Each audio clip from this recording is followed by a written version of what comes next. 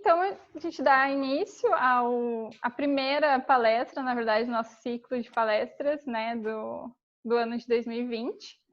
E antes de passar a palavra aos nossos palestrantes, eu faço um agradecimento imenso, não só aos nossos 67 participantes aqui ao vivo agora conosco, mas aos nossos palestrantes por terem topado voluntariamente esse desafio, né, de estar aqui hoje com a gente, de poder falar para nós de um tema tão importante hoje, né?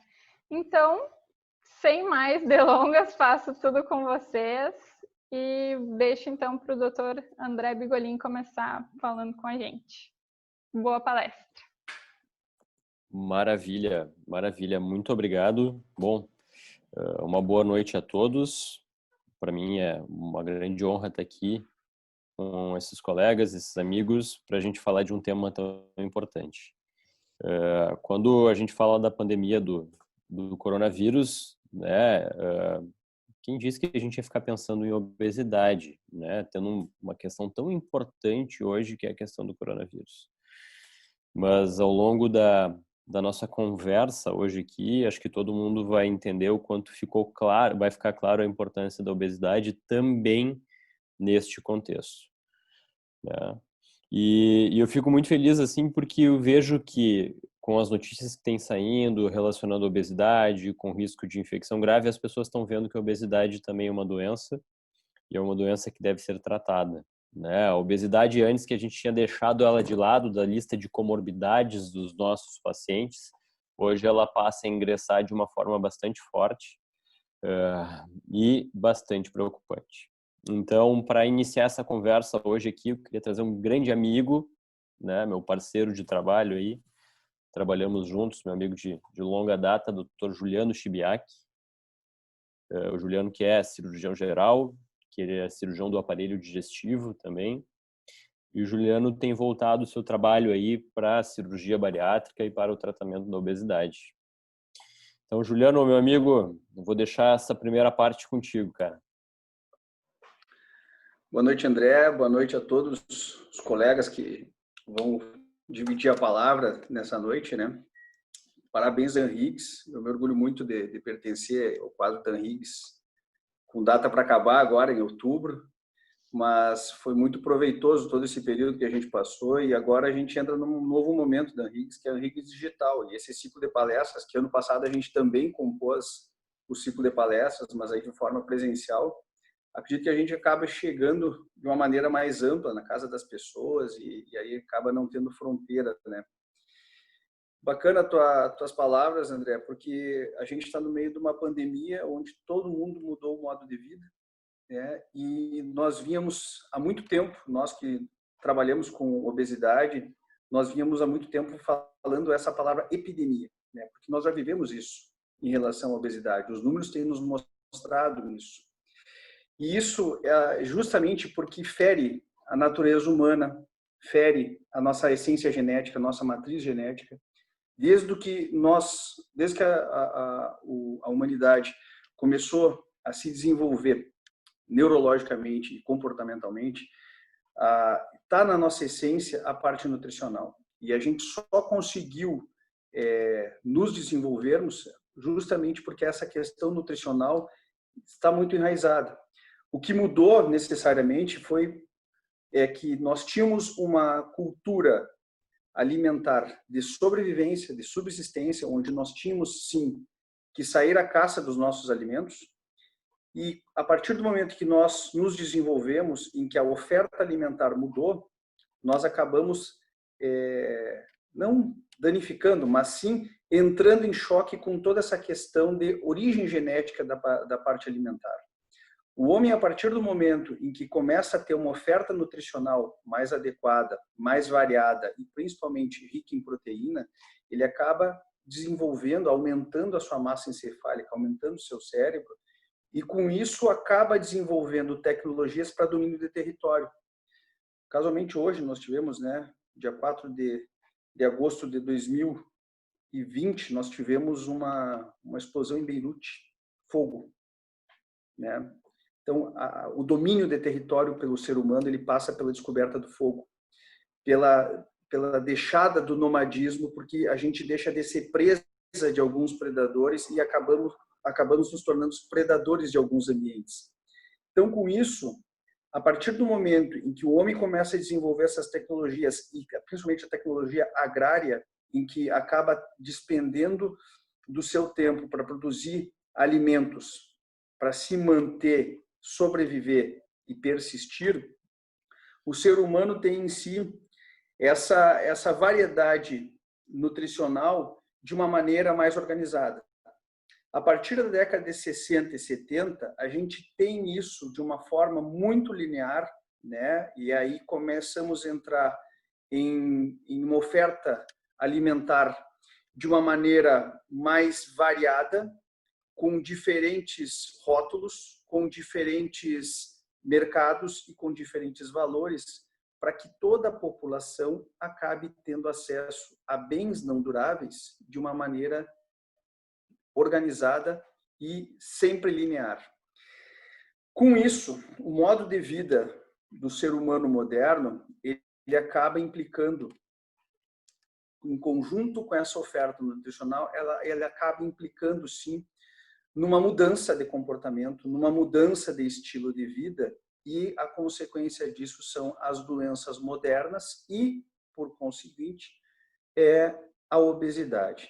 Se nós voltarmos para os dados de obesidade, década de 60, 70, primeiro nós não tínhamos uma aferição de dados tão fidedignos, mas década de 60 e 70 nós tínhamos uma população obesa muito, muito insignificante perto da população que nós tínhamos, e também nós tínhamos uma expectativa de vida mais limitada. A partir do momento que nós começamos a ter um controle melhor das doenças transmissíveis, das zoonoses principalmente, né, das doenças do aparelho digestivo transmissíveis, começamos a melhorar a questão do saneamento básico, começamos a melhorar a questão da variedade alimentar, nós acabamos tendo, por consequência disso, uma população que acaba tendo contato, né, em um número expressivo, principalmente de fonte de carboidrato, principalmente de fonte de alimentos, né, com uma carga, um valor energético maior, e por falta, né, de não digo de sequência de atividades, mas sim por uma mudança de hábito, né, onde as atividades laborais mudaram nesse meio tempo, nós acabamos tendo um desenvolvimento da obesidade de uma maneira muito expressiva. Da década de 90 para cá, a cada 2 anos, nós mudamos o valor percentual de indivíduos obesos na faixa etária ativa, tá? Nós variamos entre 8% e 12% das populações dos países desenvolvidos. Isso é muita gente, porque são pessoas que vão ter o seu comprometimento das suas atividades laborais. Então, assim, hoje, em 2018, nós tivemos um levantamento bem expressivo no Brasil, mostrando a identidade desses números para nós, né? Eu acho que o André tem aí, né, André, os números que o Vigitel... O Vigitel é uma pesquisa, tá, que o Ministério da Saúde faz via telefone, tá? Uma pesquisa de vigilância de fatores de risco e proteção para doenças crônicas por inquérito telefônico. Então, o Vigitel chegou a esses números aqui. Ó. Hoje, tá na tela para ti, Juliano. Tá, obrigado. Mais da metade da população brasileira, 55,7% tem excesso de peso. Desses 55,7%, aproximadamente 20%, 19,8% são indivíduos obesos. E esses indivíduos obesos, o que nos chama a atenção é justamente a predisposição para doenças crônicas. É uma situação que a gente conversa muito, né, André? Se tu quiseres tirar a tela, André. O número de obesos no país aumentou 67,8%. Isso é muito expressivo, porque essas pessoas, geralmente, elas estão em faixa etária produtiva, né? O percentual de pacientes idosos que estão nesses números são muito baixos, até porque nós sabemos das comorbidades que a obesidade leva e não dá tempo, não se chega na vida do idoso. É importante se levar em consideração também que naqueles números ali que foram apresentados, dos 55,7%, e aí a Jamile vai discorrer muito melhor sobre isso, mas, né, Jamile, a gente tem quase 8% da população adulta com diabetes. Mais uma doença silenciosa. Dos desculpa, da população de adultos também, nós temos quase 25% hipertensos. E desses 25% de hipertensos, nós temos 75% de indivíduos obesos. Então, vejam que é um problema de saúde pública que a gente está falando hoje, né? Porque os números, eles podem vir absolutos assim, mas eles transitam principalmente em faixas, né, em faixas sociais, principalmente de pessoas com baixo poder aquisitivo e de pessoas que dependem do sistema público de saúde. Então, nesse sentido, se a gente for trazer para a nossa realidade do Rio Grande do Sul, e levarmos em consideração o que nós temos de etnias, né, e de mudanças de variáveis de consumo, com certeza nós estamos falando de um dos problemas modernos que mais atinge a sociedade e é um problema silencioso, né? O André é uma pessoa que estuda muito obesidade também e a gente vê isso, né, André, que quantidade de pacientes que a gente atende e eles chegam sempre com uma história muito semelhante, né? Em que tiveram ou uma infância de consumo desorganizado ou uma infância de uma montanha-russa de que perdia peso, principalmente na juventude, voltava a ganhar peso. E aí, quando chega aqueles níveis, eles tiveram um histórico de tentativas infrutíferas de perda de peso que eles são muito cobrados pela sociedade, né?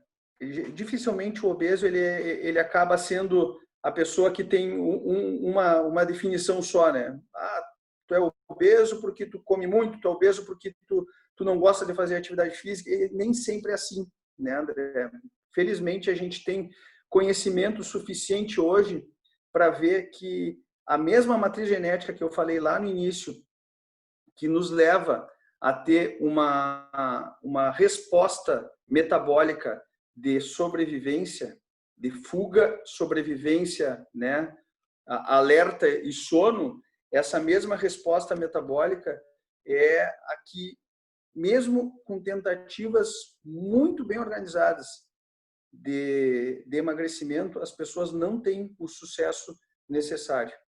Felizmente, hoje nós temos um advento muito importante, que é parte de um tratamento muito amplo, que é a cirurgia, que é a qual nós nos dedicamos, e ela vem sim a somar, vem sim a colaborar muito com esse problema de saúde pública que nós temos, mas ela é uma etapa muito importante do tratamento, sem a qual chegar muito bem preparado para ela, nós não conseguimos colher os frutos que o pós-operatório nos dá. Tá bom? Mas eu acho que isso quem vai falar bem, com muita propriedade, né, é a doutora Jamília Lamar, que é a nossa endocrinologista, né, endocrinologista que tem as suas atividades também, né, no Hospital de São Lucas, na equipe, né, de cirurgia bariátrica que lá desenvolve as suas atividades. E Jamília, por favor, converse um pouco com a gente, fale um pouco muito dessa situação clínica que a obesidade oferece e agora, no meio dessa pandemia de Covid, ela acaba mostrando uma outra face, que o indivíduo obeso também pode ter uma predisposição maior, né, e mais danosa em meio a essa doença nova que a gente está aprendendo. Olha o rojão que ele te largou, hein, Jamília? Olha o tamanho, hein? Olha o tamanho do problema. Simplesmente a maior pandemia do mundo não é exatamente mais o coronavírus, é a obesidade. Baita responsabilidade para mim, hein? Então, estão me ouvindo bem aí, pessoal? Tá. Sim. Meu áudio tá bom? Tá. Então, pessoal, agradeço a Higgs aí pelo convite, né? E compartilhar de novo com esses dois colegas que a gente já esteve o ano passado juntos. Agora nós temos um quarto participante aí também que vai contribuir um pouquinho mais para enriquecer a nossa discussão. Então, meu nome é Jamile, eu sou endocrinologista, eu trabalho num centro de obesidade, né, síndrome metabólica do Hospital São Lucas da PUC, e hoje eu me dedico, né, em endocrinologia geral, mas me dedico muito à questão da obesidade, até mesmo por ser uma doença tão prevalente. Hoje é a doença que eu mais trato no consultório. E eu acho bem importante, né, a gente lembrar, então, assim, dessa questão de números, né, de prevalência de excesso de peso no Brasil, principalmente. O Dr. Juliano já situou essa questão dos números, né, que a gente teve um aumento. Então, os dados do Vigitel são dados de inquérito telefônico, né, é a maneira que a gente tem, então, de classificar pacientes em sobrepeso, obesidade, através de IMC, fazendo inquérito telefônico. Então, a gente teve um aumento nos últimos 12 anos, né, de 2006 até agora, em torno de 30% de obesidade no Brasil, e um aumento de sobrepeso, e um aumento de 67% de obesidade. Então, são números bem importantes, né, são números bem significativos de aumento, né, na prevalência dessas duas condições. E eu acho que é fundamental a gente lembrar isso que o Dr. Juliano já frisou, assim, ó, a obesidade é uma pandemia crônica. Só que a gente só se dá conta disso, muitas vezes, quando a gente está vivendo uma pandemia aguda, como agora, né? Então, a gente já vive uma pandemia crônica com a obesidade. É uma situação crônica, é uma situação que está no mundo todo. E agora, quando a gente está diante de uma situação aguda, em que a gente tem que ter respostas mais rápidas, em que a gente tem que encontrar soluções, a gente lembra o quanto, muitas vezes, essa pandemia crônica é negligenciada. O quanto a obesidade acaba sendo negligenciada. E aí, num cenário agudo, em que a gente vê desfechos piores em pacientes obesos, a gente para, né, e lembra o quanto isso deveria ser melhor tratado, até mesmo nessa questão de saúde pública, né, por saber que é uma questão de saúde pública. Eu tenho alguns slides aí, depois eu vou inserindo para falar um pouquinho dessa questão de pandemia, mas eu vou mais conversar com vocês, né. Então, acho que, assim, a primeira coisa é saber que a obesidade é uma doença. Tá? É uma doença, muitas vezes é difícil disso ficar claro para o paciente, porque é estigmatizante, né? Nem sempre se dá o valor que se deveria, porque se pensa, tudo bem, né? Eu estou um pouco acima do peso, isso não me incomoda, eu sou bem resolvido comigo. Ok, essa parte, né, física não é o que a gente está falando, mas é muito difícil que um paciente obeso viva anos com a obesidade sem desenvolver outras comorbidades. Isso é praticamente assim, a gente não vê isso acontecer, né? Os pacientes que chegam até nós já obesos, pacientes com anos de doença crônica, algum tipo de alteração eles têm. Ou eles têm diabetes, ou eles têm hipertensão, ou eles têm alguma doença cardiovascular, ou eles têm gordura no fígado, né, esteatose hepática, ou eles têm doença articular, ou eles têm apneia do sono, ou eles têm várias, né? Então, é muito difícil que um paciente obeso não tenha morbidades. E essa morbidade, ela não precisa acontecer em níveis altos de obesidade. A gente não precisa chegar no IMC de 40 para classificar o indivíduo como mórbido, né? Essa classificação até já caiu. A gente vê morbidade em IMCs muito menores, né? Em pacientes com sobrepeso, obesidade leve, inicial, a gente já pode ter morbidade, né? Então, é muito raro que a gente não encontre uma comorbidade, né, ou várias no paciente obeso, né. Bom, além disso, a gente tem que pensar o seguinte, que a resposta imunológica de um paciente obeso, ela é diferente. O sistema imune, o sistema adaptativo e a resposta dele a uma infecção, a resposta dele até mesmo a um tratamento, ele também pode ser diferente. Então, esse paciente obeso, ele pode ter uma dificuldade maior em relação a infecções, e é isso que a gente vai abordar agora, né, com a questão da obesidade e do Covid. Por que o indivíduo obeso está tendo mais gravidade? Né? Por que a gente está vendo mais óbitos em pacientes obesos? Por que o indivíduo obeso tem uma doença mais complicada? Né? Acho que essa parte é bem interessante, ficou para eu falar, e é isso que eu quero falar então um pouquinho. Então, a gente tem essa questão do sistema imune, né, do sistema adaptativo. Deixa eu ver se eu consigo... Acho que eu vou rapidamente compartilhar aqui minha tela. Deixa eu ver se eu consigo fazer isso aqui. Espera aí.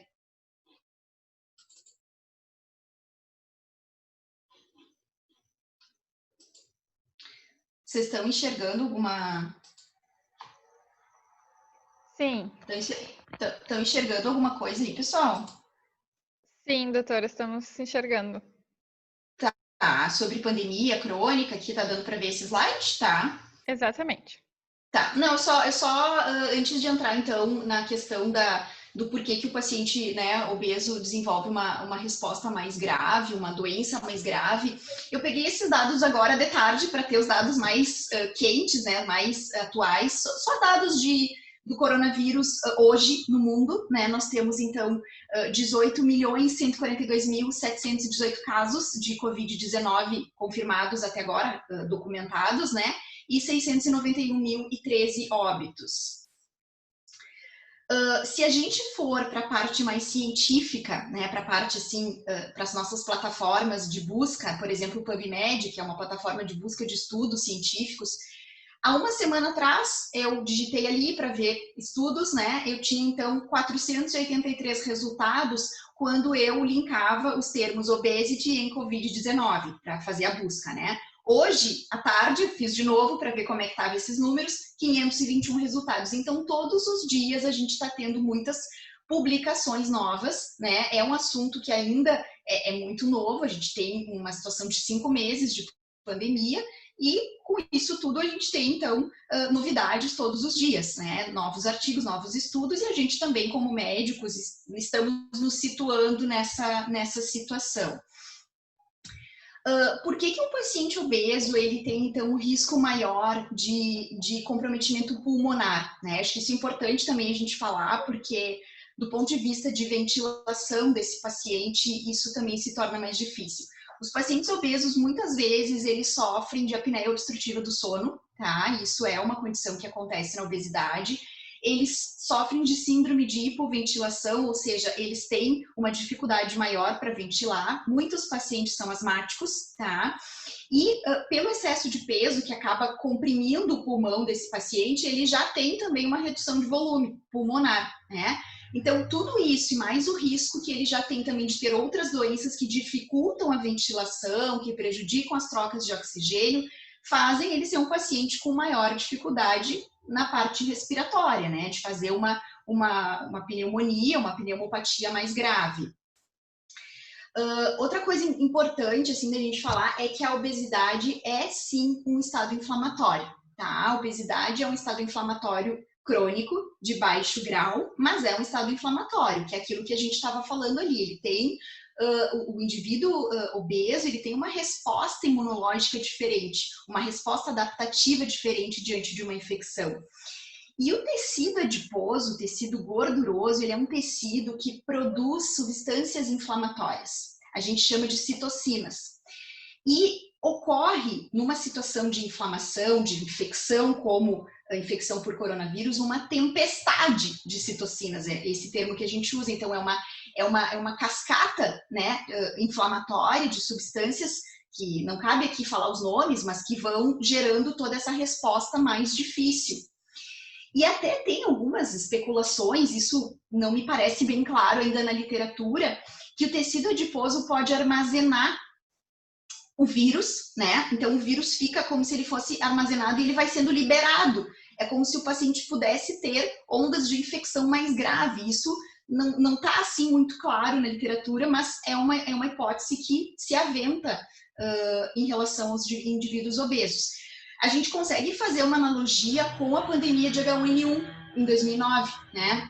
Ai, tem uma obra aqui perto, está um pouco barulhento, desculpa. Porque assim, como a nossa pandemia é recente, é uma situação muito atual, a gente ainda não tem um segmento de estudos longos, mas a gente consegue fazer uma analogia com a pandemia de 2009, do H1N1, em que a obesidade também foi associada a maior risco de hospitalização, também foi associada a maior chance de óbito.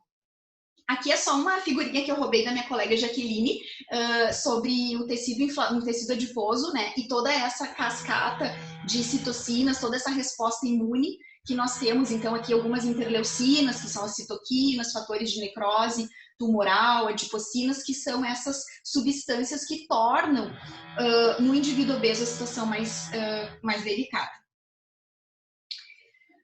Outra situação também bem importante a gente falar é a ventilação desse paciente, tá? Eu ia Bom, tudo bem, eu ia voltar para minha tela, mas deixa eu só tentar voltar aqui. Então, a situação de ventilação de um paciente obeso, tá? Porque, assim, se sabe o quê? Que a gente tem, quando a gente tem uma situação grave, né, de uma infecção, com instabilidade hemodinâmica, em que a gente tem parâmetros de pressão arterial alterados, frequência cardíaca alterados, e a gente precisa ventilar esse paciente de forma artificial, a gente precisa de ventilador, né, a gente precisa de respirador, a gente vai ter que passar por um processo de intubação, né, então a gente precisa entrar dentro, né, da via aérea desse paciente, colocar um tubo, né, isso mesmo que se faz dentro da traqueia para expandir melhor esse pulmão. Uma das coisas difíceis num paciente obeso é pela anatomia dele, né? A gente já tem uma dificuldade na região cervical de intubar esse paciente. Então, o processo de intubação é mais difícil e não basta só intubar, tem que ventilar bem esse paciente também. Então, além da gente intubar, a gente tem que ter parâmetros de ventilador adequados, o que é mais difícil num paciente obeso.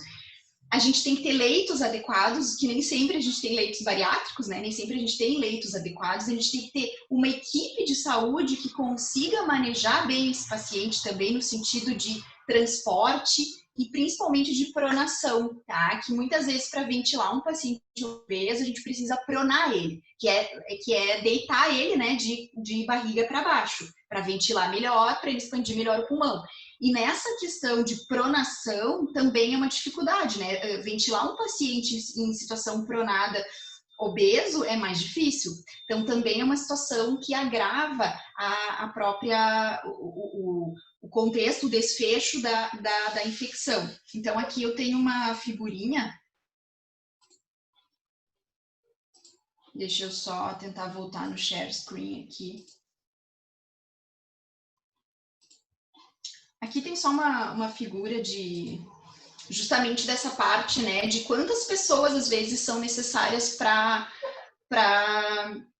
mobilizar, né? Quantas pessoas a gente tem que mobilizar para fazer um Trendelenburg, que é essa manobra, então, para a gente pronar e adequar a posição do paciente para ele ventilar, né? Então, isso também requer uma equipe treinada, não é assim uma coisa tão simples, né?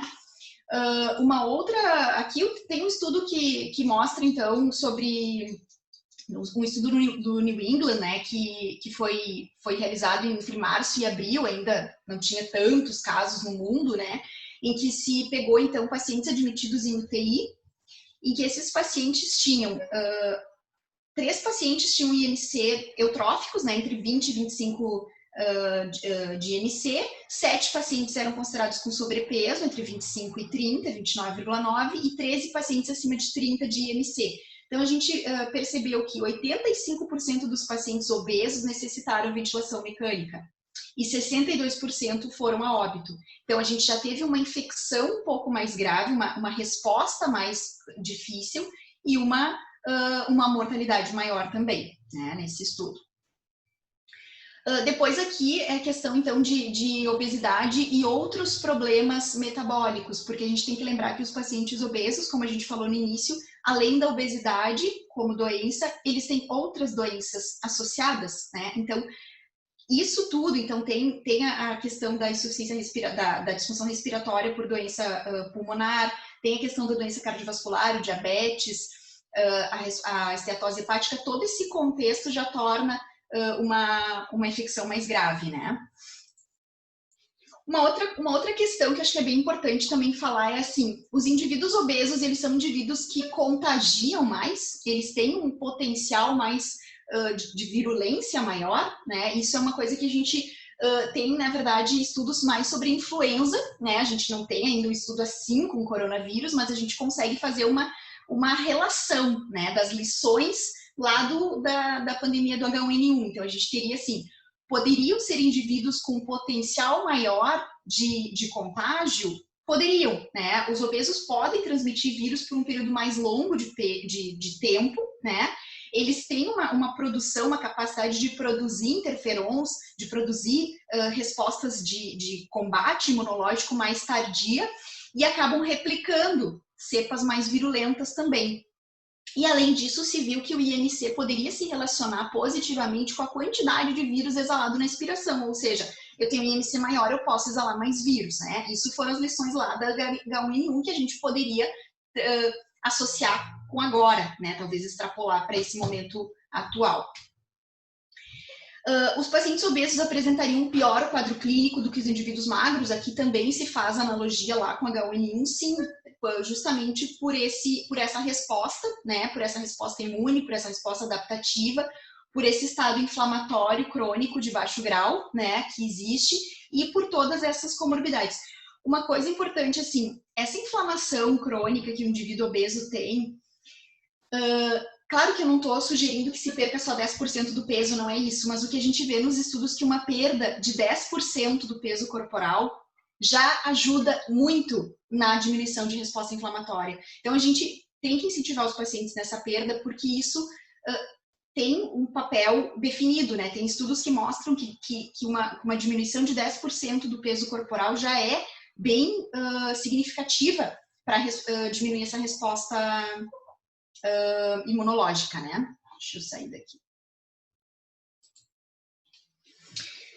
Então, assim, a gente tem, além da gente ter uma pandemia crônica, né, que é a obesidade, a gente está agora numa pandemia aguda, que nos faz pensar o quanto a gente deixa, muitas vezes, de tratar ou deixa de lado a pandemia crônica. E na pandemia aguda, a pandemia crônica se tornou um fator de risco bem importante, né? E por outro lado ainda, então, além de toda essa resposta né, adaptativa, toda essa resposta assim, a gente ainda tem uma situação que é de manutenção, porque o que está acontecendo agora? Né? Os pacientes... bom, todo mundo foi orientado a ficar em casa, certo? Lá no início, fica em casa, não pode sair. Os pacientes pararam de buscar atendimento de outras doenças. Além de parar de buscar atendimento de obesidade, eles pararam de buscar os atendimentos de diabetes, né, de hipertensão e de todas essas outras doenças que estão interligadas. E os estados crônicos também pioraram. Então, a gente tem uma situação que se perpetua, porque aí eu paro de buscar o auxílio, eu começo a desenvolver uma gravidade maior da doença, né? E isso vai perpetuando.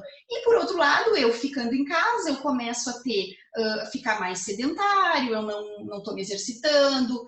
A questão da ansiedade também faz a gente ter busca por alimentos mais palatáveis, mais calóricos, de valor nutricional mais baixo, e isso acaba, então, perpetuando, né, a questão da obesidade. Eu acho que isso também é importante a gente lembrar que, na situação em que a gente está e deixando de tratar essas doenças, deixando de buscar esse auxílio e de tratar a obesidade, a gente perpetua a situação, piora ela, e pode ser que depois que a pandemia do coronavírus terminar, enfim, com vacina, ou não sei, né, o que quer que seja, a gente tenha uma piora da obesidade e das outras doenças associadas, por ter deixado de tratar ou simplesmente por ter piorado a questão da obesidade, por ter diminuído a atividade física, por ter buscado alimentos mais calóricos. E tem uma figura aqui que eu quero mostrar também, que é essa parte, então, do quanto a gente acaba se adaptando a ingerir, né, alimentos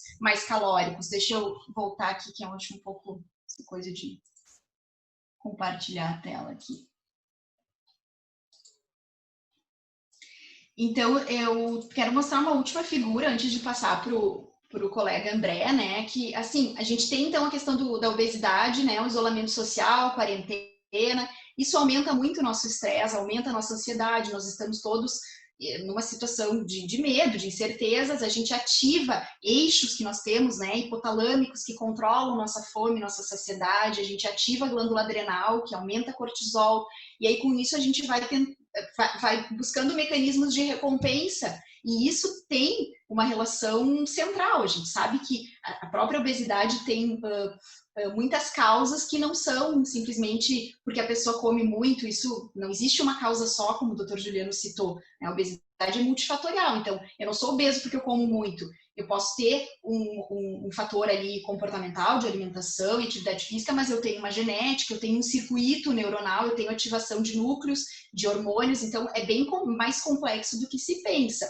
E aí eu tenho, então, ativação de centros de recompensa, começo a procurar alimentos que são mais gostosos, que me dão mais prazer, alimentos mais palatáveis, né? Alimentos que me dão uma sensação de bem-estar, eu pioro a minha qualidade do sono, eu tenho mais apneia, eu altero o ritmo, e tudo isso Além do que, a gente tem a necessidade de armazenar, né, buscar alimentos para armazenar por mais tempo, e isso vai perpetuando a situação da obesidade. Então, acho que é bem importante a gente pensar que tem uma situação aguda, que é piorada por uma situação crônica que já existe, e que se a gente não cuidar daquela crônica, a gente perpetua esse ciclo, né? Então, é isso que eu queria deixar também de mensagem para vocês. Eu fico ali no link disposta a responder perguntas, né? Não vou me estender muito mais, porque tem ainda o André para falar e depois o Luiz Fernando. Mas eu queria deixar essa mensagem sobre o porquê que parece mais grave. Parece não, porque que é, né, mais grave a situação do coronavírus no paciente obeso. E aí eu vou convidar, então, o nosso colega, Dr. André Bigolin, que é cirurgião bariátrico, então, para falar um pouquinho sobre o tratamento cirúrgico, né, além de outras coisas que ele eventualmente queira abordar nessa situação. Então, operar na pandemia, Covid, cirurgia bariátrica, ele tem os protocolos da clínica, né? Tá bem, André? Vou passar para ti, então. Perfeito, Jamile. Anotei várias coisas aqui, aprendi muita coisa contigo hoje, como sempre. Que bom. E, bom, de novo, boa noite. Gostaria de agradecer o convite e agradecer os colegas, principalmente, por dividir essa mesa virtual aí comigo e falar de um tema tão importante. Pessoal, e aí, o que acontece, né? Explodiu o coronavírus. E aí, nós mantivemos nossas cirurgias bariátricas, mantivemos os nossos atendimentos, claro, tudo dentro de um controle de segurança altíssimo. E eu ouvi muito isso assim, mas André, olha o que a Jamile falou. O teu paciente é diabético, o teu paciente é hipertenso, o teu paciente tem apneia do sono. Se tu vai levar esse paciente para o hospital pegar coronavírus, ele vai morrer. Tu vai continuar o paciente de risco? Esse foi um grande questionamento. E primeiro que eu fiquei feliz com essa pergunta, porque eu considerei ela uma evolução. Porque antes eu escutava, André, tu vai operar louco? Tu gosta de operar gente maluca? Porque o obeso é maluco, né? Então a gente escutava muito isso. E eu fiquei feliz que mudou, que existe um reconhecimento que a obesidade realmente é um fator de risco, né? E que ela agrega outras doenças como diabetes, como hipertensão, como apneia do sono. E eu fiquei feliz de ver também que as pessoas estão começando a entender, principalmente com essa questão da pandemia, que a obesidade não é uma escolha. Quantas pessoas não estão falando por aí, mas ganhei um pezinho por causa da pandemia, ganhei um pezinho por causa do isolamento. E estão começando a experimentar na própria pele que não é tão simples assim fechar a boca. A gente sabe que questões centrais e não voluntárias do isolamento social, né, como a Jamile falou perfeitamente, o sedentarismo, ele aumenta a nossa fome. A gente sabe que indivíduos com atividade física normal, usual, têm um padrão de fome. Se eles aumentam o nível de atividade física, aumenta a fome. Mas fazer menos exercício não significa ter menos fome, pelo contrário, aumenta. Então, assim, existem fatores que vão muito além da escolha do paciente em ter obesidade. Então, eu sempre digo na clínica, né, que a gente respeita muito o paciente, né? A gente respeita muito o paciente, porque o paciente ele é uma vítima dessa doença, ele não é um culpado.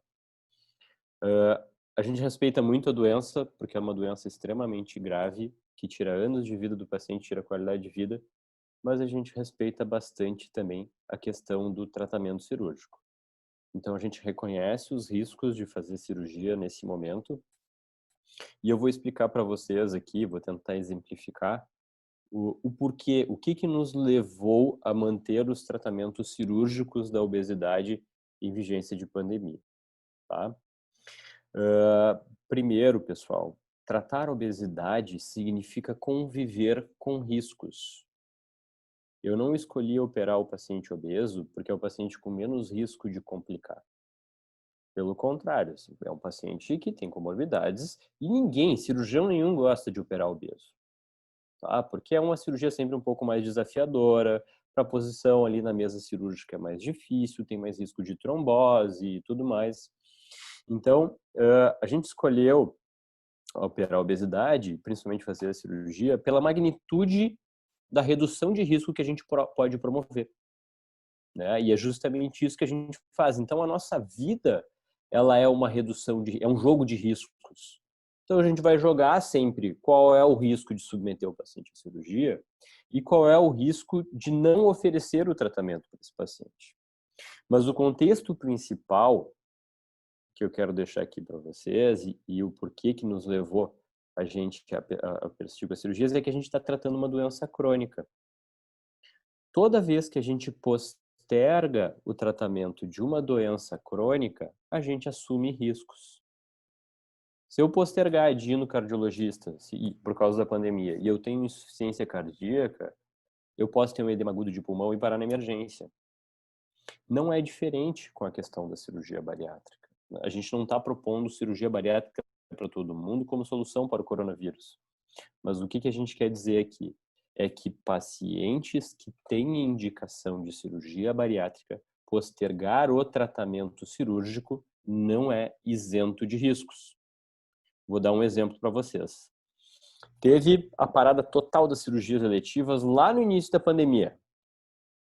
Aí eu conversei com uma paciente, tá? Conversei com ela no meu consultório e ela foi extremamente assim, ó, chateada, triste, que eu disse que eu não ia operar ela, porque eu não podia operar ela, porque a gente estava né, com os hospitais fechados e tudo mais. Então eu vou mostrar para vocês uma coisa aqui. Deixa eu só achar. Opa, peraí que eu me perdi um pouquinho aqui. Vou mostrar para vocês essa paciente indo para casa, como ela estava. Ela foi acompanhada da mãe, né? Deixa eu só mostrar aqui para vocês, peraí. Ela foi acompanhada da mãe na cirurgia, na consulta. E depois ela estava voltando para casa. Tá? Vocês estão vendo aqui? Então, essa é a minha paciente, tá? Dessa minha hipotética história. E sua mãe voltando para casa. Pessoal, se o carro bater, quem vocês acham que tem mais chance de morrer? Vou dar duas opções. Jamile, responde aí para mim. Quem tem mais chance de morrer?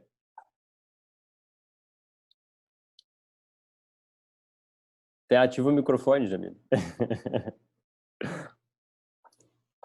Não conseguiu? Juliano, responde aí, Juliano.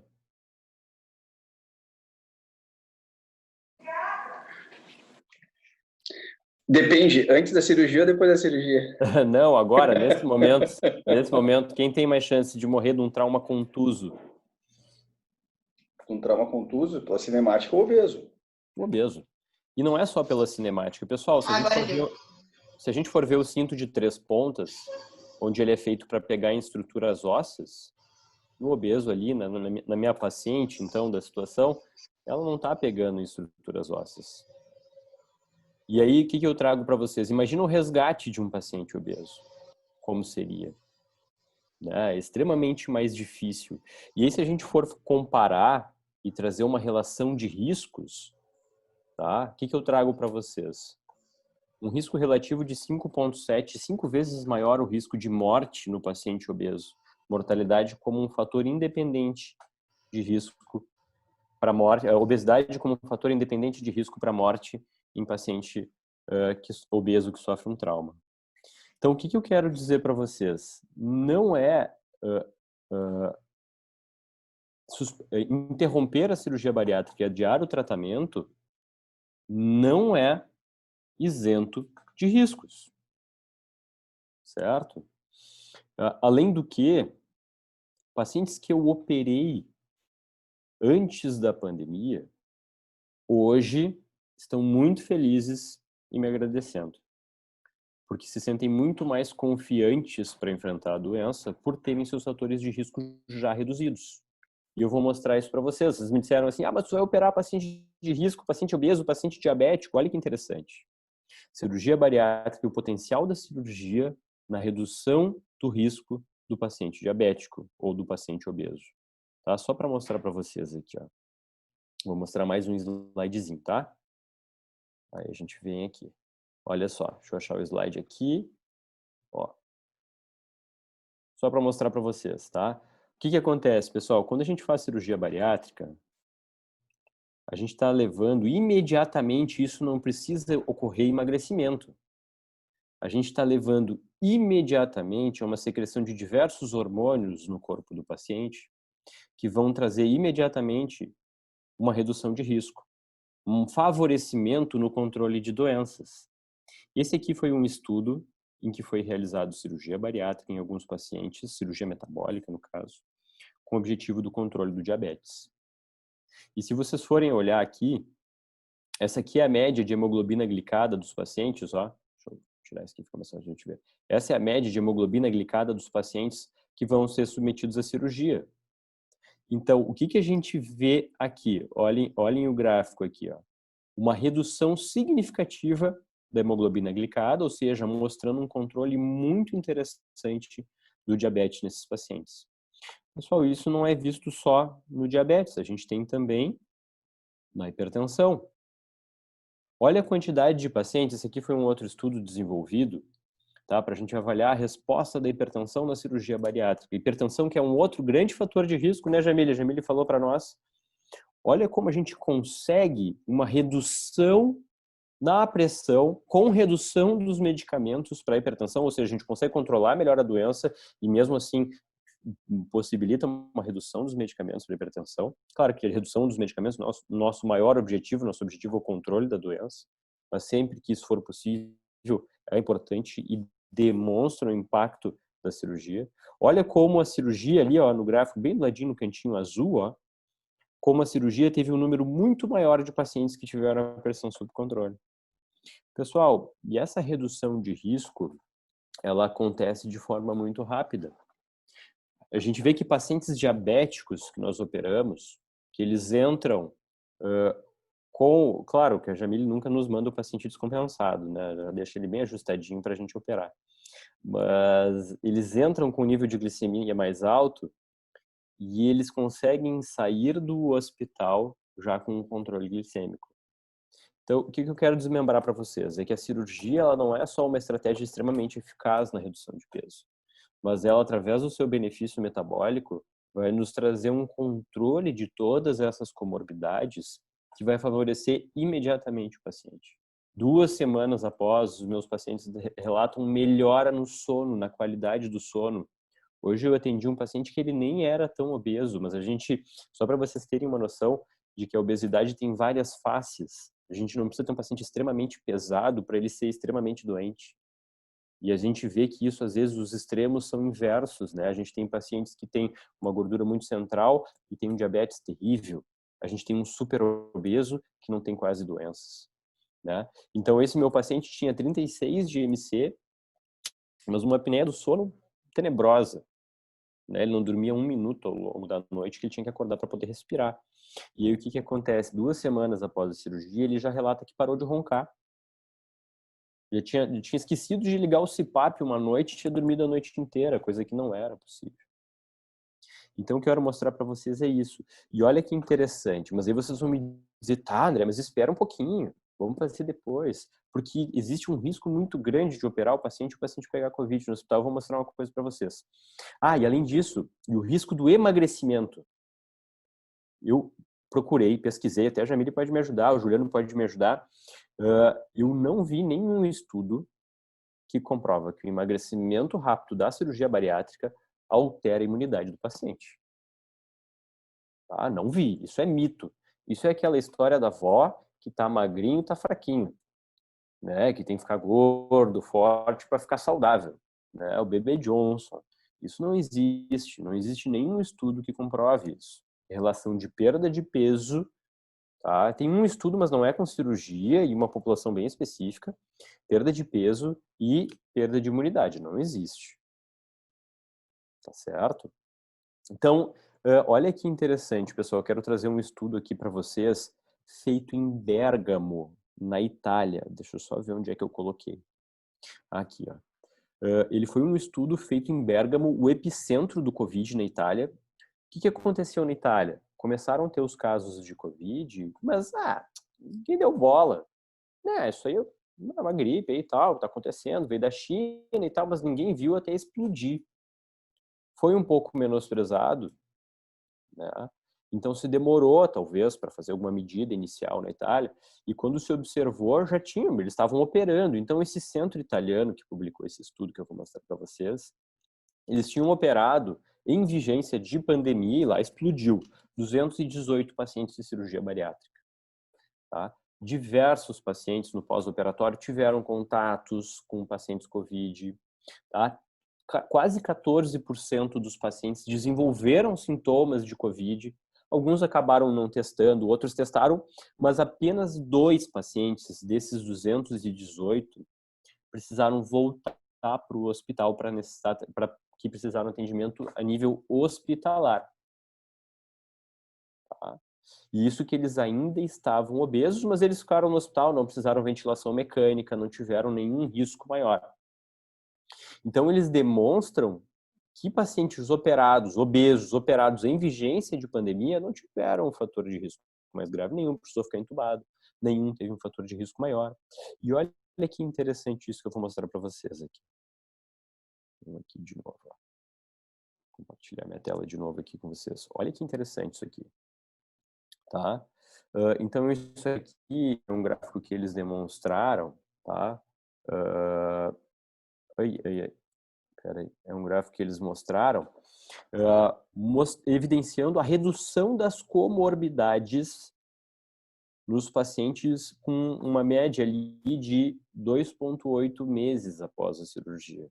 Ou seja, eles ainda estavam em lockdown e os pacientes que conseguiram operar antes de fazer o fechamento, de eles pararem, de eles interromperem as suas cirurgias, estavam extremamente mais saudáveis. Olha ali, redução significativa de pacientes com hipertensão, redução do diabetes, melhora da apneia do sono, melhora do refluxo. E olha a quantidade, eles consideraram como sem comorbidades, a gente sabe que essas outras doenças também não têm cura, né? Mas seriam comorbidades controladas, eu acho que seria a melhor forma de eles colocarem isso. Mas olha a quantidade significativa de pacientes muito mais saudáveis no pós-operatório. Tá? Teve um outro estudo, eu quero falar para vocês os dados aqui também, que foi feito em Londres, que foi bastante interessante também, em que eles pegaram e avaliaram todos os 1.439 pacientes atendidos por COVID a nível hospitalar, que precisaram internar. Tá? E eles avaliaram o seguinte, apenas um paciente tinha feito cirurgia bariátrica. Só um desses pacientes. E aí eles foram atrás, porque eles são grandes centros de cirurgia bariátrica, e avaliaram todos os pacientes que eles tinham feito cirurgia bariátrica e entraram em contato com esses pacientes. E viram que nenhum tinha precisado internar por causa de COVID. Então, o que eu quero trazer para vocês assim?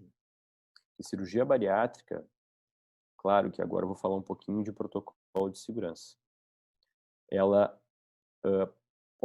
pode ser seguro realizar cirurgia em vigência de pandemia, assim como o seu benefício para o paciente operado, ele não é nada desprezível.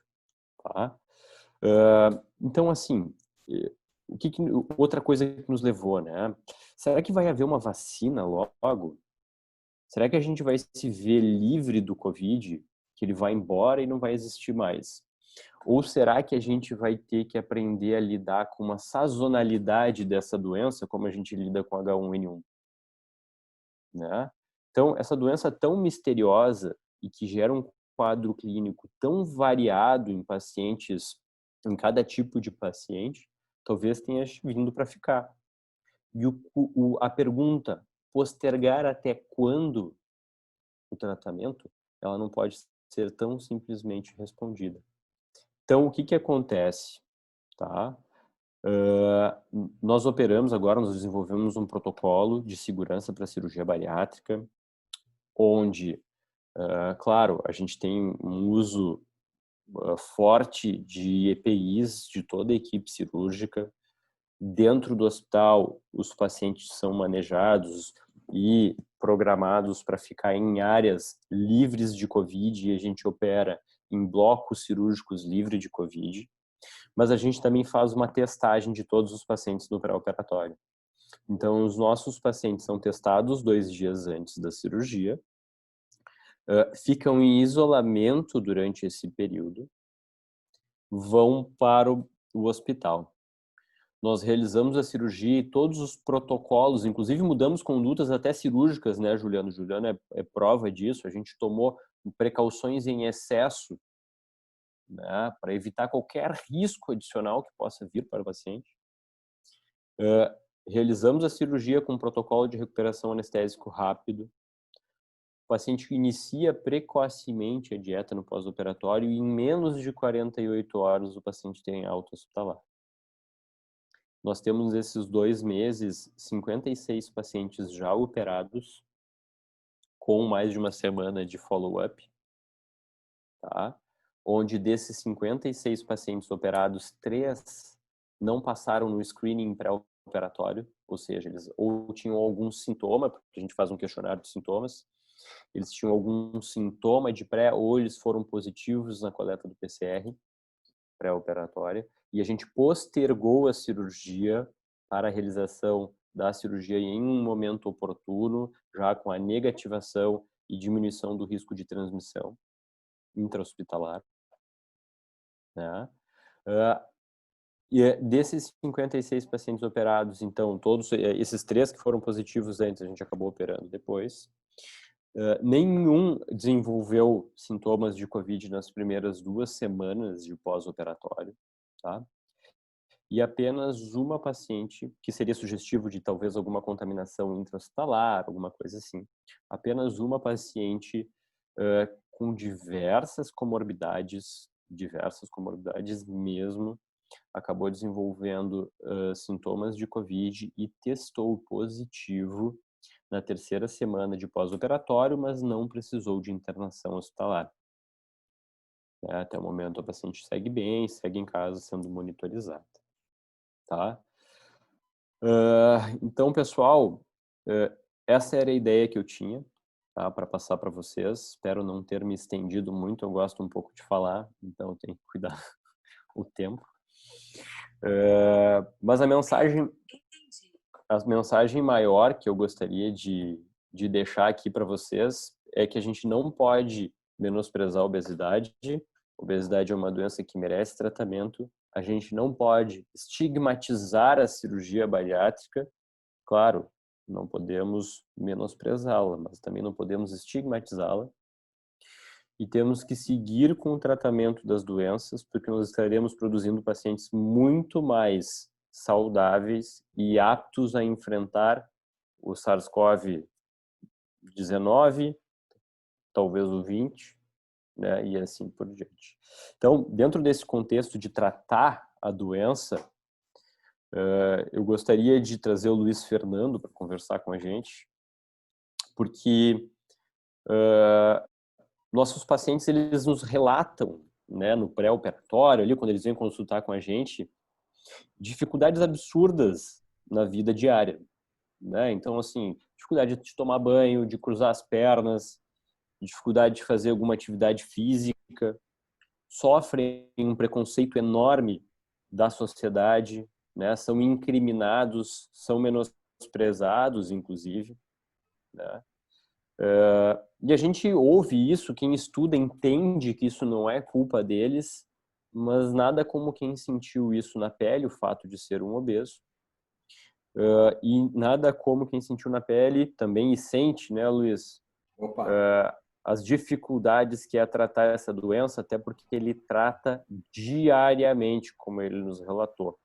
Mas, apesar das dificuldades, ele tem os benefícios. Então, Luiz, eu gostaria que tu contasse um pouquinho para nós. Primeiro, eu queria te fazer uma pergunta, tá? Pois não. Uma não, algumas. Verdade. Qual era o teu peso inicial lá? Qual foi teu maior peso e que ano foi isso? Olha, eu comecei esse processo, deixa eu dar uma história então antes aí, tá?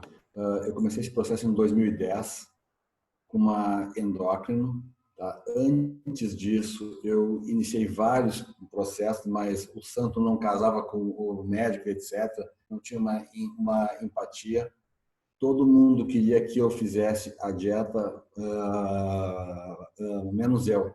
Então, quer dizer, ninguém pode querer mais do que eu emagrecer. Tá? Então, essa é a primeira premissa. O obeso tem que querer emagrecer. Não adianta a avó pedir, o pai pedir, a mãe, porque é um troço que vem de dentro. Eu comecei com 140 quilos. tá? E isso. Você tem fotos minhas, tá? Que eu passei para a Valesca, se ela tiver a oportunidade de passar alguma. Que ano foi isso, Luiz? Em 2010. Foi teu peso máximo? Foi um dos, foi. Esse foi o máximo. Aqui tô eu falo que essa foto aqui, tô eu, né? São dois quase aqui, tá? Antes da dieta, eu estava com uma filha de cada lado na rede, mais sedentário impossível, tá? E eu tive o pior dos sintomas, tá? Que foi o econômico. Eu tenho uma empresa, eu sou engenheiro. Eu comecei a fugir dos clientes de vergonha da minha, sabe, obesidade. Estava tão gordo que eu começava a me esconder. Eu não queria ver mais as pessoas. Alguma coisa estava errada. Eu preciso de cliente e fugia dos caras. Tá? Então, esse foi um dos piores sintomas que eu tive. E comecei a ficar sem cliente, efetivamente. Porque, né, tu foge, os caras não vão querer saber de ti. E aí eu comecei uma dieta com uma endócrina em 2010. Fui fazendo uma reeducação alimentar. Eu não operei, seria uma alternativa operar, mas eu não operei. Eu fui pela dieta mesmo, passando um pouquinho de fome todo dia. Eu não acredito que alguém emagreça sem passar fome. Tá? Esse é meu relato. Não é morrer de fome, mas alguma fome tu tem que ter. Tem que sentir que está emagrecendo. E aí eu passei de 140, eu cheguei a 83, eu acho. Alguma coisa assim. Eu não lembro de cabeça.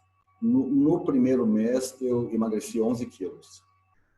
Tá? E isso me estimulou a ir em frente com o processo. Um detalhe, no primeiro mês, eu não me pesei um dia, mas eu fiz a dieta à risca. Eu fazia exatamente o que estava escrito. Eu tinha que avaliar a dieta. Entendeu? Então, no início de dieta, todo mundo se mete na tua dieta.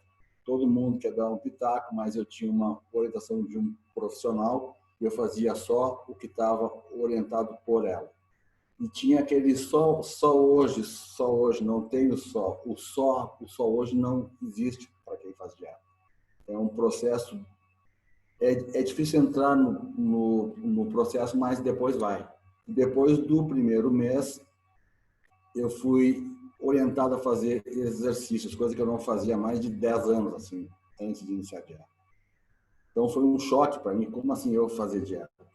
Aí, a doutora pegou receituários e escreveu, vai treinar, e me deu isso.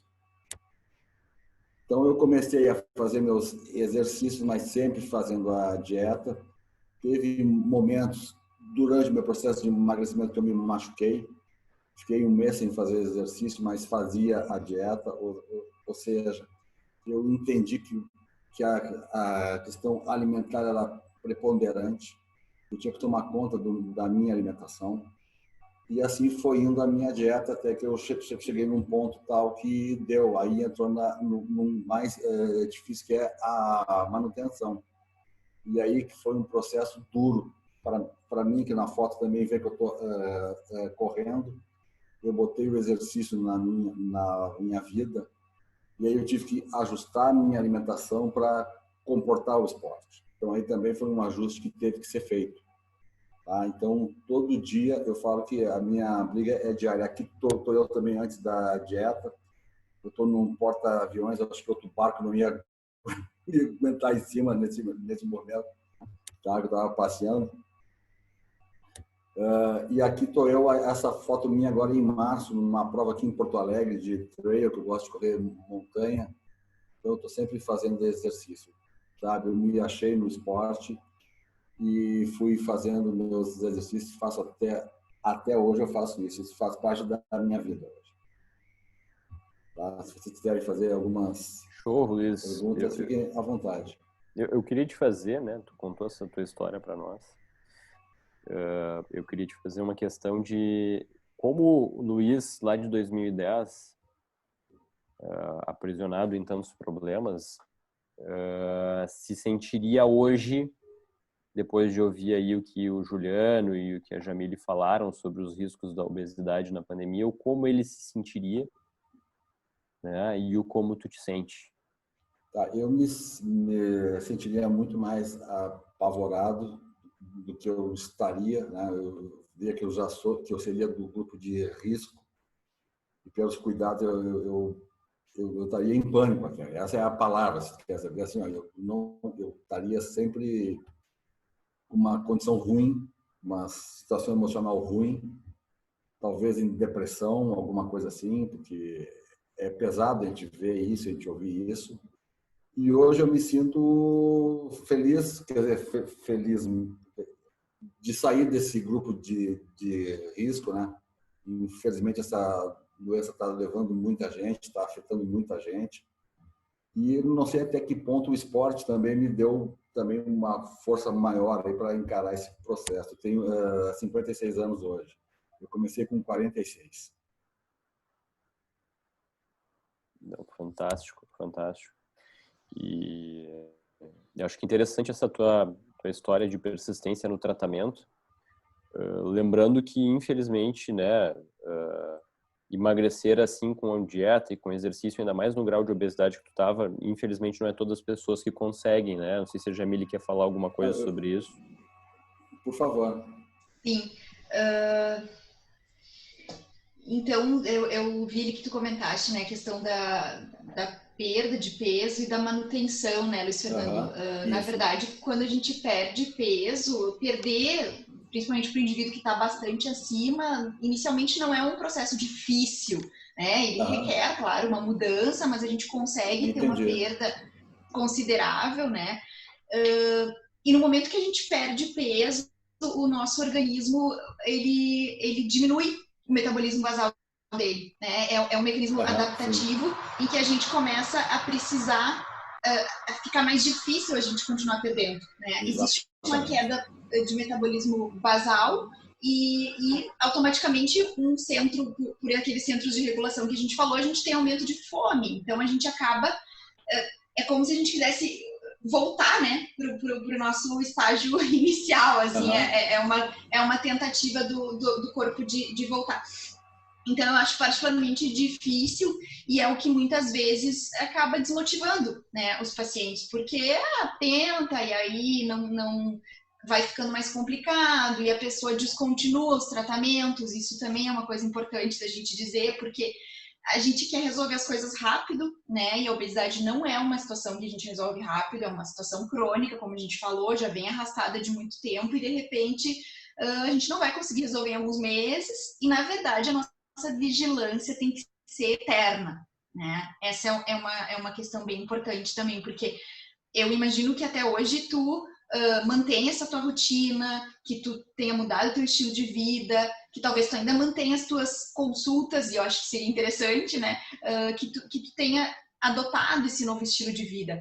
E assim como a gente fica acompanhando diabetes, a gente vai, né, faz os exames, vai no médico para acompanhar diabetes, para acompanhar obesidade, para acompanhar cardiopatia, hipertensão, a gente vai também para obesidade, né? Mas realmente, assim, existem alguns mecanismos, né, bastante complexos de manutenção do peso do indivíduo obeso. E existe uma dificuldade grande de um paciente sair da obesidade para o eutrofismo, que seria o peso adequado, por causa desses mecanismos adaptativos. Então, o que o André comentou, né, que muitas vezes é difícil um paciente conseguir uma perda tão grande sem cirurgia. É verdade, claro. Né? Não é uma coisa comum, assim, essa perda tão expressiva, justamente por causa do mecanismo de adaptação de anos de doença e por esses circuitos hipotalâmicos, né, de resposta de fome e saciedade. Mas muito bacana, e eu acho que hoje tu ganhou, né? Tu ganhou anos de vida, tu ganhou qualidade de vida, talvez tu tenha experiências que tu não tinha antes, né? Dormir bem e principalmente acho que essa questão de autoestima diante dos outros, né? Alguém colocou sobre a parte da gordofobia, né? Uma coisa... eu tive uma paciente essa semana que ela me disse, muitas vezes eu faço quase uma terapia, né, com os meus pacientes, porque eu faço muita parte clínica, então eles acabam me tendo também como uma pessoa, não que eu tenha essa competência para psicoterapia, mas acabo entrando na vida deles dessa forma, né? E ela me disse assim, doutora, eu não quero mais ser usada como ponto de referência. Ela me disse essas palavras, assim, eu não quero mais ser aquela, tá ali atrás daquela gorda. Ela me disse bem assim, né? E isso é uma coisa que é muito sério, assim, acho que é muito triste. Eu sempre digo assim que eu aprendi a tratar e a respeitar, principalmente a doença, né? Quando eu comecei a tratar mais isso. E eu acho bacana a gente poder discutir sobre essa questão desse estigma, né? Porque tu comentou ali que tu estava perdendo cliente, tu não estava mais indo visitar as pessoas por uma vergonha, né? Uma questão de se sentir descuidado, enfim, né? Coisas Exatamente, assim. exatamente. Não, Legal. E tu passa a ser... e tem isso tudo, e assim, aí tu vai numa loja e eu comecei a engordar da pior maneira possível. Eu estava engordando 2 a 3, 4 quilos por ano e estava aumentando o número da calça, 44, 46. Só chegou um momento que a moça disse, olha, o senhor vai ter que ir lá no Vargas, que é tamanhos especiais. Pô, isso é um troço que me chocou, sabe? Tipo, mas como assim? Sabe? Então, e aí que eu comecei a entender, comecei a me ver, opa, peraí, alguma coisa está errada.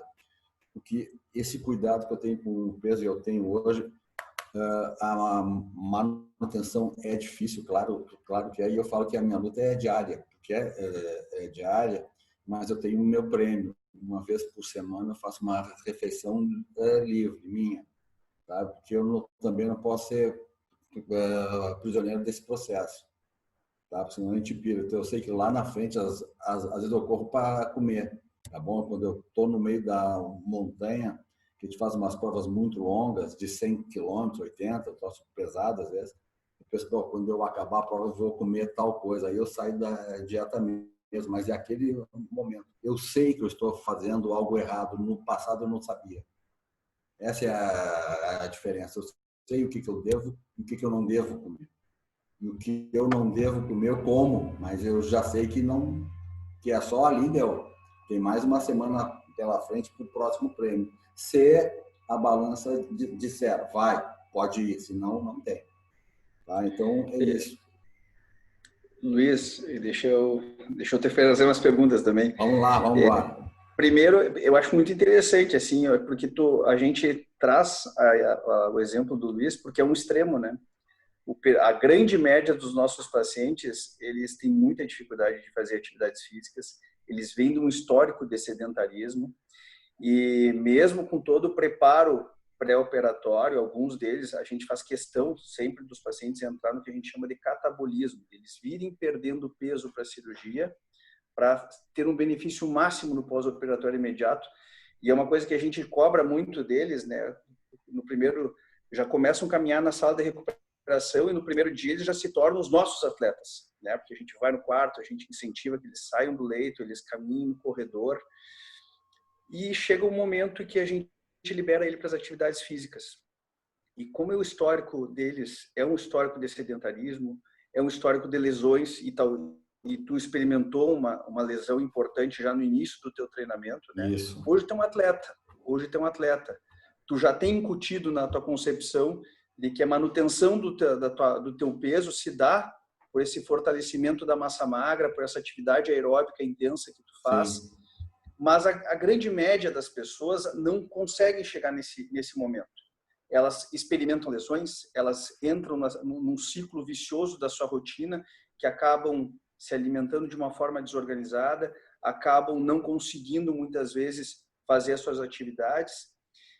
E então é importante assim, foi muito bacana o que a André e a Jamile falaram dos exemplos que a gente acaba tendo, né, do respeito que a gente desenvolveu pela questão da obesidade, porque os exemplos são muito danosos. Talvez nós, eutróficos ou com sobrepeso, não conseguíssemos administrar da maneira como os nossos pacientes conseguiram administrar até chegar no nosso consultório, todas as limitações, todas as exigências pela sua questão corporal. Né? Dá um livro, né, André, né, Jamile, dos exemplos que a gente tem. Para mim, um exemplo muito, muito forte que eu tive assim numa paciente que eu operei, o start dela decidir mudar o capítulo da vida dela foi quando, brincando com a filha de 2 anos, ela é filha em casa, ela caiu no pátio da casa. E ela já tinha um problema crônico de coluna e não conseguia levantar. E aí ninguém chegava e ela conseguiu ajeitar com que a filha ficasse próximo dela. As duas dormiram e ninguém chegava, e anoiteceu e ela não conseguia levantar.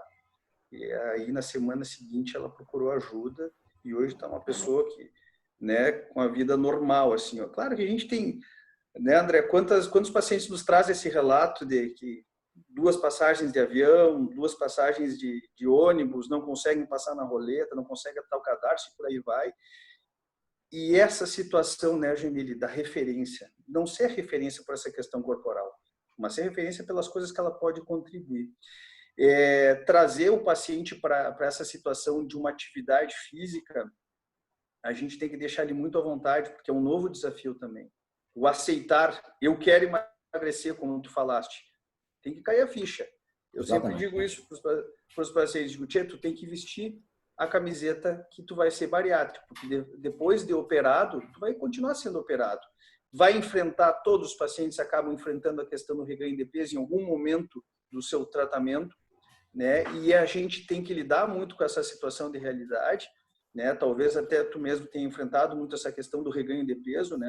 Sim, é claro. Mas isso faz parte. Isso com tá certeza. Na minha... Mas ter essa essência de que a atividade física vai fazer parte do seu cotidiano, que tu não vai deixar de ser um paciente que passou por essa situação do novo momento, isso é muito importante. Não é incomum, às vezes, professor de educação física ligar para a gente ou comentar conosco, e aí, por onde é que eu começo? Né? Porque muitas vezes o indivíduo obeso, quando ele procura uma academia sem orientação, sem suporte, ele é aquele cara que é escondidinho lá no setor das esteiras, né? Vai lá e caminha um pouquinho, gordinho, porque tu não vai atrapalhar ninguém aqui nos aparelhos. E não, pelo contrário, a gente sabe que para eles estarem naquela esteira, eles têm que ter um condicionamento adequado para poder suportar aquela sobrecarga nas articulações, né? E poder voltar na academia. Deixa eu pegar um gancho teu. Claro, deixa eu pegar esse gancho teu. O meu primeiro dia de academia, eu tinha perdido 11 quilos já. O professor lá me olhou. Que eu fui às 6 da manhã, que tinha pouca gente, ninguém ia me ver.